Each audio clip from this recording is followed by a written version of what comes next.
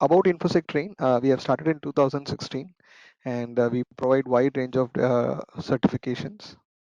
These are our endorsements, all right, and these are trusted clients. Why Infosectrain? We have certified and experienced trainers, and we also have flexible mode of trainings, and the trainings are tailor made as per the industry demands, and we are partnered with some of the global leaders. All right. So these are the certifications that we provide in Infosectrain. So CIPPE, which is about GDPR, and Certified Information Privacy Manager, which is about the day-to-day operations of a privacy manager, how a privacy manager should build a data privacy program from scratch. Okay. So this is about CIPM, and in CIPP we are gonna study GDPR from scratch in terms of how the legal obligation should be interpreted and how it should be applied. And CIPT is a bit of technical course. We are gonna study the privacy technology element, how to embed data privacy into privacy by design and default, and we also study the technology privacy risk component. Okay. So final is not a certificate FIP, which is an accreditation, which is a leadership profile when it comes to data privacy. If you demonstrate CIPP along with either CIPM or CIPT and showcase 3 years of experience, you can get this particular accreditation, which is IAPP Fellow of Information Privacy. All right. So I'll quickly jump into the DPDP Act, okay, because there is a lot of good content to cover. So the DPDP Act was enacted in August 11, 2023. It was one of the most awaited data privacy law for all the data privacy professional working in India. We've been expecting it starting from 2017. And so DPDP Act will be India's first comprehensive data privacy law regulating the digital personal data in India. So the law has been itself going through a big journey, and it started with Justice Sri Krishna Committee proposal for the Personal Data Protection Bill in 2018, and the Supreme Court actually paved way in terms of declaring uh, data privacy as a fundamental right. It all started from there, and then the bill went through multiple changes in 2019, 21, and 22. Finally, we have the 2023 as a final version, which became the law. Currently, the law has 9 chapters and 44 clauses. I'm going to cover the first 3, 4 chapters, which is essentially important, and it's going to have an impact on us as an individual as well as for the organizations. Okay. So the first topic which I'm going to touch upon is the material scope. So the words which I'm trying to use is trying to in line with most of the data privacy regulations around the world. So the first important scope, we call it as how this law is applicable, right? So the law is applicable to the digital personal data. Okay. When I say digital personal data, it is in a digital form. Okay. And what about paper asset? That could be one of the very common question. So if you are using a paper asset which is going to be subsequently digitized, okay, only then that paper assets can also be considered part of the uh, Indian DPDP Act applicability. Okay, and either it can be done manually or partially automated operation. Both is included part of the material scope. And personal data, what is definition according to the law? It's is any information it could be representation of information, facts, concepts, opinion, or instruction. So it's a very broad category of definition, just like what we have GDPR. So even opinions and concepts and everything is included part of the definition. So that's a very welcome move, including a broad definition for personal data. And so again, does what is the criteria for personal data? It can be both identifying you directly or indirectly identifying an individual, which means there are directly identifiable personal data just like our Aadhaar card, PAN card, passport, right? So these are directly identifiable personal data. What are indirectly identifiable personal data? Which includes, for example, your date of birth, your blood group, right? Even your name. So these components may not directly identify you, but when you combine other personal data attributes, then they can become a directly identifiable personal data, right? So this is where organization need to be more careful. It is both directly and indirectly identifying an individual. So you need to look at every possible attribute that can have a potential to identify an individual, right? So tomorrow, whenever we are collecting personal data, it's not only the directly identifiable personal data, but also the other components which can indirectly identify an individual. All right. So territorial scope. So every law which is enacted in a country has a certain boundary of application, right? So the DPDP Act has a boundary which is applicable within India, but it also has a extra territorial scope, which means the law can also be applied outside India. The condition is clearly stated in the law, which says whenever the personal data of data principals is processed outside the territory for providing goods or services by an entity outside India, then it is also applicable to those entity as well. So that is a welcome move, ensuring the entities which are outside India, if they're processing the data principals personal data who happen to be in India, then DPDP Act is also applicable to them. So any country who any entity is working outside India, they are processing personal data till date. They generally didn't had any obligation in specific, but now the DPDP Act will enforce these requirements for those entity as well. Now, in terms of grounds for processing, this is where the law takes a different stand in terms of highlighting two important category. The first is consent, and consent, they have clearly stated what are the attributes of consent for people who are not from the data privacy domain. It's very simple in terms of I am agreeing to the conditions to give a personal data, right? So when I don't agree, then I'm not consenting to give the data, correct? So but earlier, when we used to collect consent can be maybe collected by tricking a user to give the data or not providing complete information when collecting the personal data from user, right? So typical example, whenever someone is asking your personal data for any processing activity, right, including an online application or going for a bank or insurance, for any process whatever it is, now if they are processing under consent, they need to follow those attributes which is clearly mentioned in the law. One is it has to be freely given, it has to be specific. When I say freely given, it should not be enforced, or it should not be done in a way that you are trying to make the data subject take a decision, right? Second is specific. You cannot bundle data privacy consent with so many terms and condition. It has to be specific with the purpose of processing. Okay, it has to be informed, which means you have to give the details about the processing activity, what is the activity about, and then only the data subject should have ability to take the particular decision on giving the personal data, right? Unconditional and free is almost is synonymous, and the last word is unambiguous indication, right? Which means many companies in their website, whenever they are collecting consent on online forms, right, they tend to have a pre-tick box, correct? Or they have a condition stated in the notice that when you land on a in our website, we consider that you are given consent. So those practices cannot work anymore. The law clearly says it has to be an unambiguous, clear, affirmative action, which means you have to tick a checkbox and say that I agree to give the personal data, or they need to provide saying yes over an SMS or an email.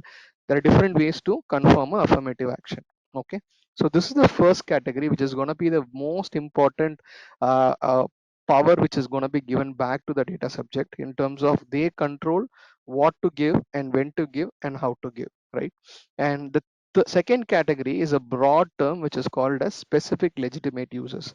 If you compare any other data privacy laws in the world, they would have explicitly stated some of the other grounds of processing, but in the Indian DPDP Act, we have broadly summarized the other uh, legitimate uses, other lawful basis under the category of legitimate uses. We will discuss the legitimate uses when we go to slide number 13. Okay, now what is the exemption of material scope, which means under what condition the DPDP Act is not applicable. Okay, so whenever someone is processing personal data for their domestic use, everyone will have this query in their mind that tomorrow when I post my personal data in Facebook. Does the law is applicable in this case? Answer is no. So answer is not no, because the law says whenever you are processing personal data for your personal use, or the data of your friends and family, so in this case you can use domestic exemption. Okay. And also this is where it is slightly tricky, because whenever the personal data has been made public by a data principal or made public under legal obligation, those data are also exempted from the uh, Indian DPDP Act. So, which means, let me give you an example. Someone goes and shares their personal data in online forum, like you go and give this personal information in Facebook, right? You say your marital status, your phone number, your email address, you share everything in Facebook, right? Now, does this information can be protected under DPDP Act? Answer is no. So you should need to know what I can share and where I can share, but it doesn't discount the Facebook from having those obligation to protect those data. That is a different story. But as an individual, whenever you make information public, then Indian DPDP Act will not be applicable to those personal data. So this reinforces the very important point of you need to have, as an individual, you need to have a control on what data we publicly release or publicly provide on internet. Okay. So that's a very, very important requirement. Now, when you do this, then DPDP Act is not applicable in those cases. Only when I said slightly tricky area is that uh, we need to validate whenever we're using, for example, there are data scrapping industries which try to use data which is available in internet, social medias, right? So they need to be careful that what data is actually released by the data subject, or some data has been actually released by some third parties. Okay. So if you do not have this clarity, then you will be in trouble. Okay. So that is where we need to be, as an entity, we have to be cautious to validate which information has been released by the data subject themselves, right? Now, enforcement timeline. Specific dates of enforcement are still awaited. So we are expecting maybe in a month or two, the enforcement timeline will come up. We are expecting 6 months to 1 year is what is going to be given to majority of the industry. When other laws like GDPR came up, they gave 2 years. But in Indian scenario, I think we may get 6 months to 1 year. This is what the industry anticipation, but we are awaiting to see the final information on that. All right. Now, who are the stakeholders who are involved in the Indian DPDP Act? The first stakeholders, data principal, is basically you and me, and whoever personal data is getting processed by the entities, right? And either it relates directly to us or indirectly, then we are the data principal. Here, a child is also a special, child finds a special mention in the DPDP Act. A child includes parents or lawful guardian of such a child, and a person with disabilities include her lawful guardian acting on her behalf. So this is an interesting provision where a child is there, a child under the age of 18. Okay. And there is a provision to even to lower the age if required. So their lawful guardian or people with disabilities can include their lawful guardians acting on their behalf. Okay. So all of them will also come into the ambit of data principles. Okay. So it's not directly the children and their legal guardians, and people with disability also can have their legal guardians acting on their behalf. Okay. So this should be kept in mind whenever we are collecting consent from them directly. Now, the data fiduciaries. The data fiduciary is synonymous what we call it as controllers or entity whichever collects personal data from the data subjects predominantly, right? So any companies like, for example, you go to insurance company for processing your for your insurance, bank, loans, for your employer, everyone who collects your personal data, right? So they fall into the category of data fiduciary. Okay. So definition is a person who alone or in conjunction with other person determines the purpose and means of processing personal data. So here the definition of the definition of joint controllership is indirectly mentioned. It's not directly mentioned. It doesn't find a place, but there is a possibility we may expect some further clarity on this. So which means any person who alone or in conjunction with other person determines the purpose and means of processing. What is purpose and means of processing? So today I decide to collect personal data of the participants who came into this particular webinar. So I can collect your name, your mobile number or email address and contact you for maybe from additional marketing purpose. I'm just giving a hypothetical example, right? So in this case, I become a data fiduciary, right? Similarly, any organization which decides the purpose why this personal data has to be collected and how this personal data will be processed, they will be called as data fiduciary. The next term is data processor. Okay, so any entity which basically works on the instruction of data fiduciary is called as data processor. So example of data processor, any company, for example, I in the same example, I'm collecting my personal data, right? I engage another marketing company to do some marketing advertisement, so I'm engaging another company, right? So this is an example of data processor. A bank will outsource lot of functions. For example, they are outsourcing their HR function, right? So that company will become a processor. Or your credit card, debit cards are getting printed, right? So that printing company will become a data processor. So everywhere, any company which is processing personal data behalf of a data fiduciary, they are called as data processor. Okay. Now there is an interesting category which is pretty much standalone, I would say, in any other law, is significant data fiduciary, which means we don't have a definition of sensitive personal data, but if as a controller, if you are processing high volume and sensitivity of a personal data, then you might be falling into the bracket of significant data fiduciary. Okay, so the criteria for which has been informed at this point of time is volume, sensitivity of the personal data, and risk to the rights and freedom of data principle, as well as impact to the sovereignty and integrity of India, right? Or even risk to the electoral democracy, security of the state, and public order. So these are whichever has an high impact on the data subject is the foremost important criteria, and if it has impact on the country and the security of the country, right? So then they will be called as significant data fiduciary. Who generally falls into this? Majority of companies which has huge volume of personal data, which most probably could be the banks, the insurance company, the public authorities, whoever has a huge volume of personal data and also have a lot of sensitive personal data, correct? So the IT companies, all of them, we most probably can fall into the significant data fiduciary, right? Now there is one more important stakeholder here, which is data protection board. So data protection board will be the enforcement authority for this particular act. So they will be the primary regulatory body. So they will be the body is yet to be set up. When they are set up, they will be governing this particular act. They will be having powers vested by the law in terms of what uh, penalties they can sanction to the entities whoever is breaching this particular act, and also they have other powers to do investigation and also provide clarification in terms of any if there is any ambiguity on interpretation, they will all come up with a different notification regarding the act, right?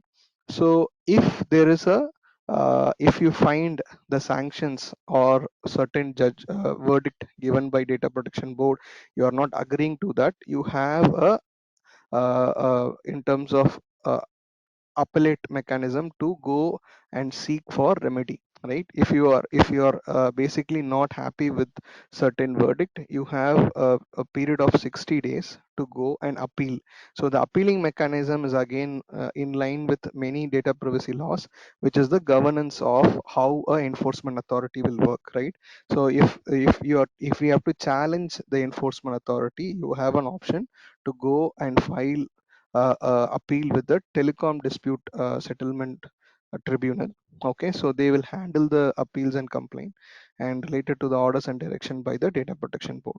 So appeals must be filed within 60 days, and if an appeal cannot be resolved within 6 months, then the tribunal might provide a written reason for the delay in concluding the appeal.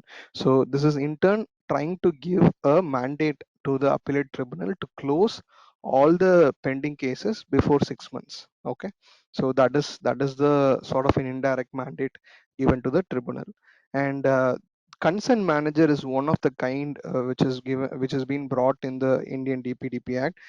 In my knowledge, this is the first of its kind. There is no other law in the world which has explicitly brought the consent manager, which is really a excellent option to bring for a country like India with such a huge population, right? So trying to provide power to the data subject through technology, right? So that is the intention of consent manager. So consent manager are basically individuals or entities. So they will be coming up with certain application, right? So what will happen is your consent will be managed by these consent manager. Just imagine like a Play Store application, right?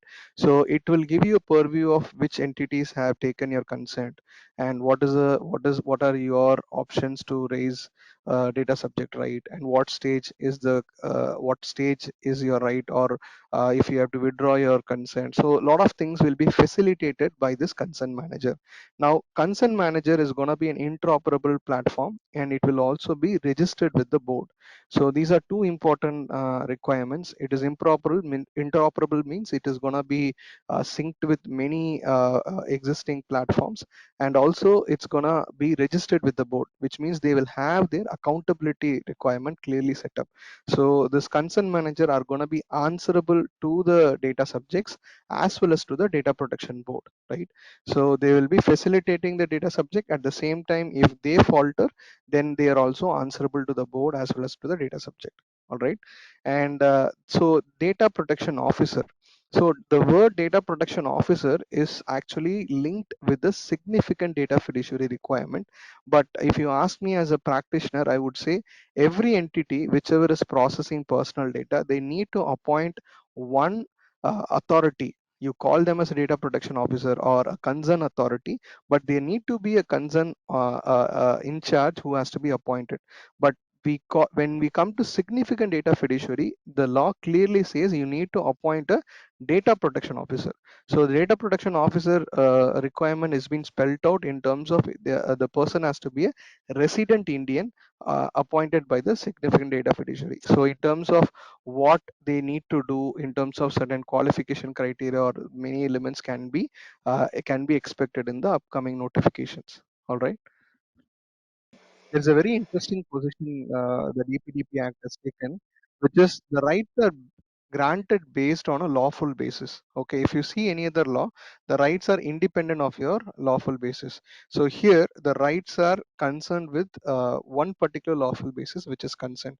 So whenever the personal data is getting processed based on consent, then you have these four data subject rights, which is right to access, right to correction and erasure, right to seek grievance addressal, and right to nominate. So right to access is almost there in every data privacy law in the world, which is in terms of getting a confirmation whether your personal data is getting processed, and also getting a summary of the data. For example, receiving a copy of what personal data is getting processed that by that particular data fiduciary, right?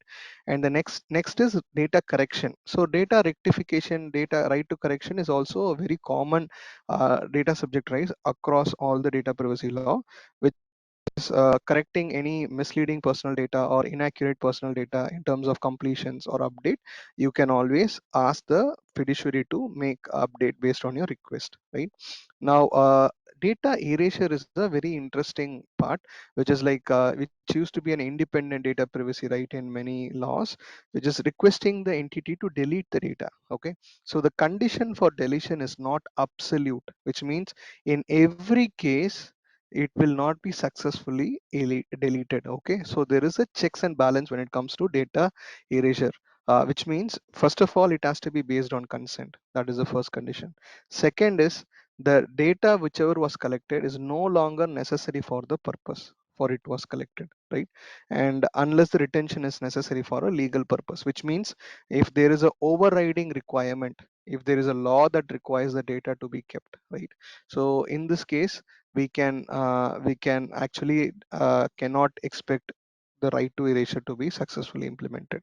But I will say a very simple option here: if we are giving the personal data based on consent, and if we remove the withdraw the consent, then they have to automatically delete the data. There is no other option. Okay, that is an indirect interpretation. When you withdraw your consent, they have no other lawful basis.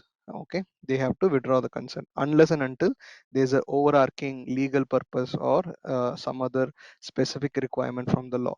All right. Now, right to seek grievance addressal. Okay, this is a very specifically addressed data subject, right? Otherwise, it is embedded in other data privacy law in other formats. So here, the right to have readily available means of grievance addressal. Okay, either the data fiduciary, you can lodge a complaint against the data fiduciary or against a concern manager. Okay, for with respect to any act or omission regarding the performance of their obligations.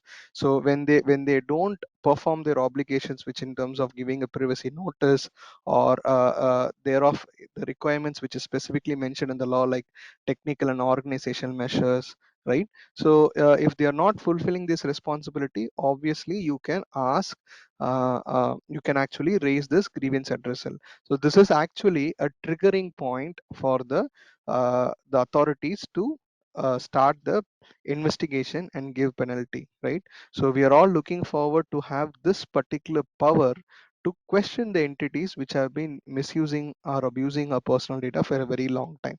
Correct. Now tomorrow, when we have the enforcement of the law, we can challenge the people who have been calling us without our permissions or without our consent.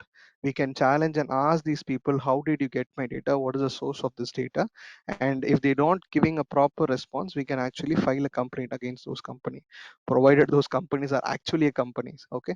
Now the last data subject right is right to nominate. Okay, right to nominate is in terms of death or incapacity of a data principal, they can exercise the right of the data principal. This is again a very specific nuance which has come up in the DPDP Act. In case the person is deceased, so their rights can be upheld, which is before their death or in the will, they have nominated someone to exercise their right, so that can be executed, which is very different from GDPR. When a person is deceased, they do not have any rights, or their data is actually not part of the GDPR applicability, right? So this is a very interesting aspect, and it is actually giving the powerless people in terms of giving an option to be nominated. So there will be NGOs, there will be organization which will represent the people, especially the people who are illiterate and people who do not understand those nuances of this law can be represented by the entities. Okay, so they can actually help these people to have their rights clearly exerted. All right. Now, obligations of data principle under the act, this is the first of its kind in terms of what are the obligation for the data principles like you and me. We should not be impersonating another person when we are providing personal data, and to ensure not to suppress any material information when providing personal data for any document, especially when there is you are exercising data subject rights. So there is a specific requirement to validate the user, right? So whenever the user are to be validated, they should not impersonate the person or provide any wrong information. So, and also to ensure not to register a false complaint against the data fiduciaries as well as against a concern manager. So this is a sort of a check and balance that people should also not misuse their rights. Okay, and also to furnish only such information which is verifiable, authentic, while exercising right to correction and erasure. Okay, so whenever we are requesting these rights, we have to be authenticated, right? So we have to produce those information where the entities can verify us. Okay, so these are the obligation. Now the point one and two, there is a specific penalty for the data principle, which means if you actually found guilty under point 1 and 2, and you may be getting a penalty of rupees 10,000. So this is also a first of its kind in any data privacy law to give a penalty to a data subject. Okay, so maybe there is a logic to it, because people suddenly should not misuse it. But yeah, we'll see how this actually takes up in the future. Okay, now what are the obligation of processing entity? This is the most important slide. Most of you will be really concerned. As an entity, what are my roles and responsibility regarding this Data Protection Act, right? Digital Personal Data Protection Act. So the first is you need to comply with the DPDP Act, right? So we have to ensure we are complying with the Act's provision. There are different segments. To start with, you need to process personal data only on the lawful basis, which is either your consent or the legitimate uses which has been clearly documented. So if you are processing personal data outside this, then clearly you are violating the requirements of the act. Okay, now privacy notice. Privacy notice, again, it is a specific lawful basis requirement. For example, if it is based on consent only, then you have to provide privacy notice. If it is for other legitimate uses, you don't need to provide a privacy notice. Okay, so interesting part in the privacy notice is that it has to be provided in all the 22 schedule language. Okay, and this is something which is clearly understanding the diversity of India, and it's a very welcome move to make people understand the privacy notice and their regional languages. Okay, and so in terms of notice, their notice has to cover certain important elements in terms of what is the purpose of processing, what are the rights which are available for the data principal, what is a complaint mechanism, how to make a complaint against the data fiduciary. Okay, so the privacy notice has to cover these three important aspects. All right, and for example, once the enforcement date has been announced, the entities which have processed personal data based on consent earlier, now they need to provide a fresh privacy notice. So this is something which is quite immediate actionable item. If you are collecting personal data, now you need to provide a fresh privacy notice. Okay, the third obligation is that the data fiduciary are expected to ensure accuracy, completeness, and consistency of personal data, which impacts decisions or is shared with others. Which means whenever you are having a repository of personal data, you need to ensure the personal data is kept up to date. So which means you need to provide options for the data subject to periodically validate the personal information. At the same time, you can proactively ask the data subject whether is there any changes in your personal data, especially your communication addresses, your communication phone number, email ID. If there's any change, then obviously these has to be periodically requested by the data subject to be updated. Now this is the most important next point, which is technical and organizational measures. So any law in the world will never give you or prescribe the list of controls which needs to be implemented, right? It's not a standard, it's a law. So which means the law says as as per your processing activity. For example, a hospital is processing some of the very important personal data. We can even call them as a sensitive personal data, right? So the type of control which needs to be implemented for a hospital versus a school could be little different, right? So we need to assess the environment where we are processing personal data. In information security terms, we call it as threat landscape, right? So based on your threat landscape, we need to assess what is the appropriate amount of information security controls which we need to implement to protect the personal data, right? To start with, you need to look at access controls. We need to look at how the personal data is getting transferred or stored. You need to look at encryption options, right? We need to look at other privacy enhancing technologies like pseudonymization, anonymization, right? So these are some of the methods which we can start looking into into implementation part. But these are not the exhaustive list by any means, but there are so many other specific controls which needs to be implemented part of your assessment, right? So you need to do an assessment in your organization to understand what is the appropriate technical and organizational measures. Technical controls is quite straightforward, right? And the technical controls means having this encryption, having the pseudonymization, right? Applying masking and access controls. Organizational measures include your privacy policies and procedures, right? So you need to build a strong privacy policy procedures to ensure the data is protected by every employee in a structured way, okay, and synchronous way. Now, the next important requirement is notification of personal data breach. So, notification of personal data breach, it is little different from the other laws in terms of there is no cutoff time which is given. For example, in GDPR, we have a 72 hours cutoff time, right? But in the current version of the DPDP Act, it says immediately you need to do it. As simple as that. The moment there is a breach, they need to notify the board as well as the data principals. The criteria to inform the data subject is also not defined. For example, in GDPR, we have a criteria like whenever there is a high risk to the data subjects, right, or because of the breach, then only you need to notify the uh, data subjects. But whereas in the Indian DPDP Act says that it is very much stricter compared to GDPR. It says if there is a breach, you need to notify the board as well as the data subject. There are more rules I think is expected in this particular area.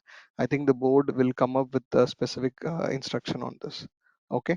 Coming to the cross-border data transfer, so this is where the law has become more liberal. The law says you can do any cross-border data transfer, which is transferring the data outside the country, unless and until the country wherever you're transferring is not in a blacklisted. Okay, so the central government will come up with a notification in terms of what are the list of countries which will be blacklisted. So except those countries, you can directly do any international data transfer. Also, there has to be, you also need to look at certain other uh, uh, regulations. If, for example, if you're operating with a financial data, you need to look at RBI requirement on data residency, right? So these also need to be looked at the checks and balances as well. But the law has been very liberal when it comes to international data transfer. When you go to any other law like GDPR or other laws, they specifically term what are the lawful basis to do a international data transfer. The second set of obligations, the second set of obligations, including whenever you're processing vulnerable people. Who are vulnerable people? Including the minors, which are children's, and people with disabilities, should be processed only with verifiable parent consent. So if you are processing any minors data less than 18, right, you need to definitely have a guardian consent. So this is going to be an additional requirement on all the entity. We were in terms of processing vulnerable people's data, right? So vulnerable people data, now there is a specific unique requirement when it comes to DPDP Act. Okay, so the DPDP Act says that whenever you are tracking especially the behavioral monitoring aspects and targeted advertisement directed at minors are prohibited. It's a very welcome move. I think I have not seen any other law specifically come with this particular aspect.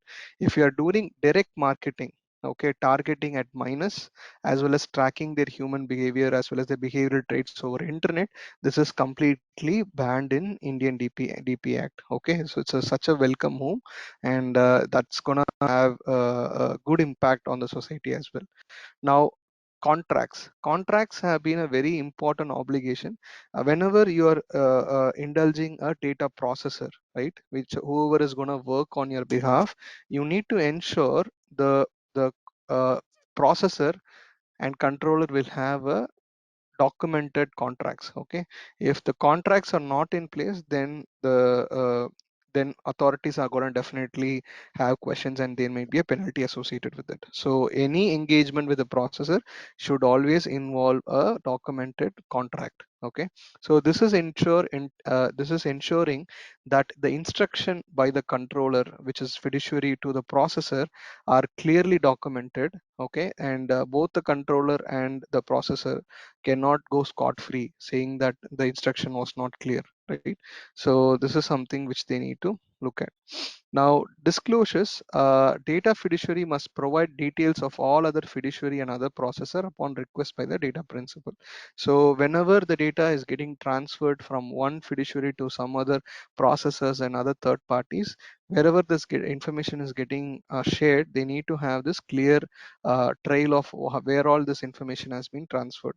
So the doesn't explicitly say that you need to maintain a records of processing activity or what we call it as data inventory, but it is indirectly saying that you need to have a audit trail to ensure where the information is getting transferred, so that you have three important requirements. One, to fulfill data subject rights, and second, in terms of handling data breach impact assessments, right? And third, in terms of fulfilling the specific request of who had this data access, and also if there is an investigation, this helps you to answer those queries. Data retention erasure, so every personal data whatever the organizations are collecting now need to clearly have a retention period, right? So the retention period will be based on the purpose for which the personal data was collected. So now every data has to have a tag of retention period, right? So the moment the data doesn't have a retention period, then you need to either delete the data, or unless and otherwise it is required by some other law, right?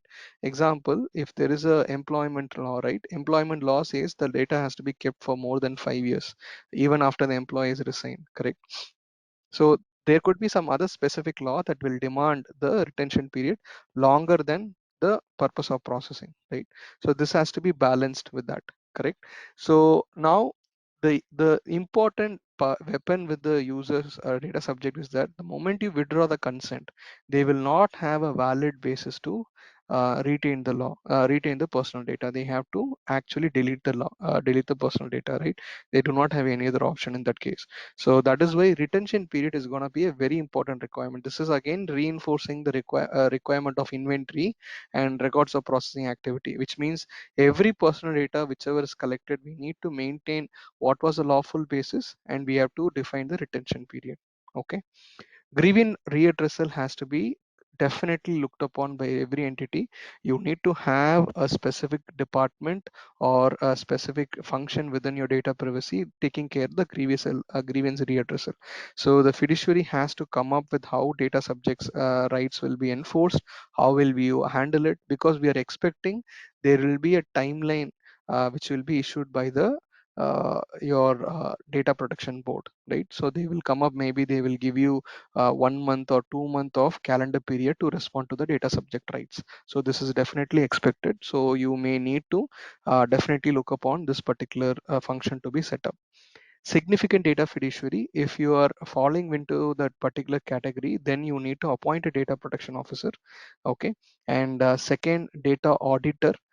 You need to conduct data audits periodically, and for that you need to have an independent data auditor to carry out data audit and evaluate the compliance. So this is again a very big industry which is going to be evolved, which is, for example, if you're a data auditor, it's a really good place to be in. Every significant data fiduciary has to be audited by them, and there has to be an independent audit report. And third is impact assessments. So in other laws, data protection impact assessment are conducted whenever there are certain categories or triggers which are met, then has to be an impact assessment to be conducted. But in Indian DPDP Act, it is now limited whenever the processing is within the ambit of significant data fiduciary. But in general, it's a good practice to always do a impact assessment on the organization of what is the risk to the data subjects, right? So but if you're a significant data fiduciary, then there is no other option. You definitely need to do the impact assessment, assessing the risk on the data subject to the rights and freedom, and in terms of how do you manage the risk. Okay, so these are the specific obligations when it comes to the uh, fiduciary as well as to the processors. Okay, so the law doesn't actually specifically mention what are the processors obligation. So if you take the other laws like GDPR, they say this is the specific processor obligation, but here the law is trying to give a embedded obligation which happens through the contract. So the contract will ensure controllers obligations are passed on to the processor via contract, right? So it is not like the processor will not have any obligations here. So what are the legitimate uses which has been mentioned in the law? So the law says whenever this is apart from consent, you have these legitimate uses under which personal data can be processed. So this is not, DPDP Act is not applicable, which means these are legitimate uses for which you can use personal data apart from consent. So the first one is if the data principal has voluntarily provided her personal data to the data fiduciary, then they can process personal data. I think this is where it's going to get little difficult to underline what exactly means voluntarily provided. The examples whichever is given by the DPDP Act is falling towards a direction of contract. So contract means if I go to a medical shop, I purchase something, I ask them to give a door delivery, right? So this is going towards a direction of contract in general, but more clarity is expected in terms of voluntary providing personal data, because this has to be provable, right? That I gave voluntarily. So that is where we are expecting some more rules around it, because entity should not misuse this particular aspect of voluntary provision of personal data. Now, remaining elements are more or less which is given by many of the laws in terms of providing state welfare schemes, in terms of government and government aided entities, whichever is processing personal data to provide benefits, right? License, certificate, or legal obligation of the state, or performance under the state law. This is quite common in most of the data privacy laws, right?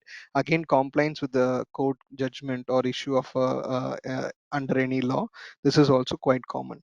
Now in GDPR, and with the comparison of this, if you see, the first is tying towards contract, but it's not explicitly contract. The second we can say closely towards public interest, and the third is more in like a illegal interest, and the fourth is vital interest, which is like a medical emergency case, and fifth is in terms of again ensure safety or provide assistance service in terms of breakdown of public order. This is again more towards public interest. And the final element is in terms of giving a very broad legitimate use to the organization for processing the employees' personal data. Right. So this is giving a sort of a big exemptions to the employers to process personal data and to ensure the safety of the employees, as well as prevention of corporate espionage, maintenance of confidentiality of trade secrets, intellectual property, and so on and so forth, right? So this is a very broad exemption, which is a big relief to many employers, because they can always depend on this particular legitimate use, right? So this is a big difference when it comes to other laws, where there is no blanket exemption given to the employers to use personal data, right? So penalties, very, very interesting area, because the highest penalty, which is 30 million USD, which is 250 crores, which is higher than even GDPR in the highest category, which is 20 million euros, right? So we are looking at a very strict enforcement mechanism. 250 crores is a make or break deal. Companies can disappear with a 250 crore penalty, right? So this is given whenever you fail to take reasonable security safeguard to prevent breach. So it is actually a very, very sensitive area. If you fail to implement appropriate technical and organizational measures, then you're going to have a very tough chance to defend yourself against this particular category. And failure to notify data principals and authority on a breach, this is a data breach notification. This is also 200 crores breach. This is, many companies may think they can hide such data breach, but now the law clearly gives such a high penalty, and if they come to know about such breach, then you're going to be in a big trouble. Failure to observe data processing requirement in relation relation to children, again 200 crores. Failure to observe significant data fiduciary requirement will be 150 crores. Failure to comply with voluntary undertaking by the authority. So this is a separate provision which is come under the law. Okay, and any which is you are disclosing yourself about your actions, and if you fail to undertake the voluntary whichever you have stated, then that is a breach. Any other breach under the law which will also go under 50 crores, and there is a violation of data principal duties which will be at 10,000 rupees. Okay, so these are the key differences when it comes to GDPR. I'm not going to go this into deep, but I've covered it whenever I was discussing. So in terms of application, we are covering only digital personal data, but we are also in GDPR, even personal data which is publicly available, which is also falls under the ambit of GDPR, and special category data is not defined. Principles are not explicitly defined in Indian DPDP Act. It is embedded actually. Data subject rights, the right to portability, right against automated decision making are something which is specific to GDPR. Timeline of response is still to be notified. Data breach notification criteria, as I told, 72 hours timeline is not given. Okay, every breach has to be notified, but whereas in GDPR you have those specific categories. Consent age is given 18, but it can be lowered by the further rules. In GDPR it is set between 13 to 16. Penalty is 2 to 4% of global turnover, which is 10 to 20 million euros. Here it's the highest is 250 crores, which is quite higher. Obligation, specific obligation for processor is defined, but here there is no specific obligation where it is embedded through the contract, but we have specific obligation for significant data fiduciary. Okay, so notice component is quite wider when it comes to GDPR. Okay, and but specific languages of customizing notice is something a welcome move. Children's data, GDPR, this special provision of not monitoring children's data is a welcome move. Grievance redressal is a step-by-step approach. We cannot directly go to the court. We cannot directly go to the appellate before getting grievance from the authorities. Consent manager is something which is quite new. Compensation to the data subject is something is not explicitly stated. Joint controllership is again not explicitly stated as a stakeholder, and international data transfer has been very broad. So these are the roadmap which I have created for any entity which needs to follow from scratch. I'll take another 3 to 4 minutes. So in terms of obligation, first you need to understand what is your obligation as a controller, and then you need to start monitoring the notification that comes from the government. Conducting a gap assessment is a very important step in terms of understanding your organization posture.